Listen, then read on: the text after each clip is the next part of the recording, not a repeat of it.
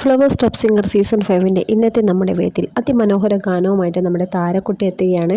അപ്പോൾ താരക്കുട്ടി പാടാൻ പോകുന്ന പാട്ട് പൊൻവേലൂതി മിനുക്കിയൊരുക്കിയ തങ്കത്താലി എന്ന് തുടങ്ങുന്ന അതിമനോഹര ഗാനമാണ്. മോഹൻ സിതാർ സംഗീതം ചെയ്ത് ഗിരീഷ് പുത്തഞ്ചേരി വരികൾ എഴുതിയൊരു അതിമനോഹര ഗാനം പാടിയത് KJ യേശുദാസ് സാറാണ്.